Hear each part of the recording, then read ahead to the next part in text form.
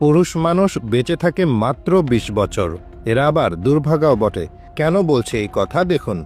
গাধাকে সৃষ্টি করার পর তাকে বলা হয়েছিল সকাল থেকে সন্ধ্যা পর্যন্ত তাকে ক্লান্তিহীন পরিশ্রম করতে হবে। সারা জীবন তাকে পিঠে ভারী বোঝা বইতে হবে।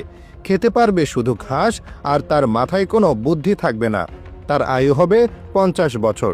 গাধা সৃষ্টিকর্তাকে বলল, আমি এত বছর বাঁচতে চাই না, আমাকে ২০ বছর আয়ু দেওয়া হোক। সৃষ্টিকর্তা সেটা মঞ্জুর করলেন।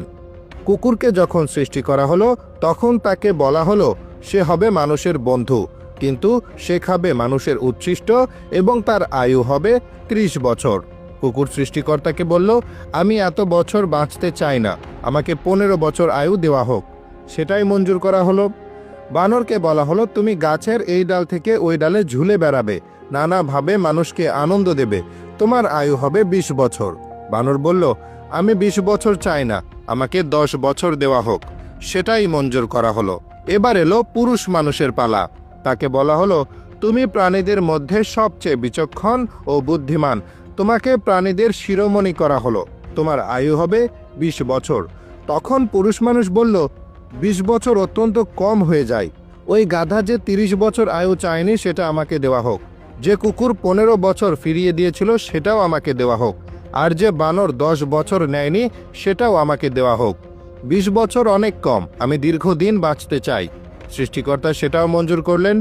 সেই থেকে ছেলেরা পুরুষ মানুষ হিসেবে বাঁচে ২০ বছর। এরপর ৩০ বছর সংসারের বোঝা পিঠে বয়ে বেড়ায় গাধার মতো। তারপরের ১৫ বছর তার ছেলেমেয়েরা যা দেয় সেগুলো ঠিক কুকুরের মতো উচ্ছিষ্ট খেয়ে বাঁচে।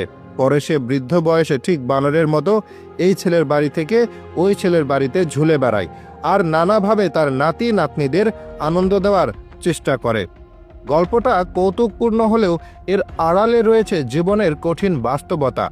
একজন পুরুষের জীবন শুরু হয় স্বপ্ন আর সাহস নিয়ে।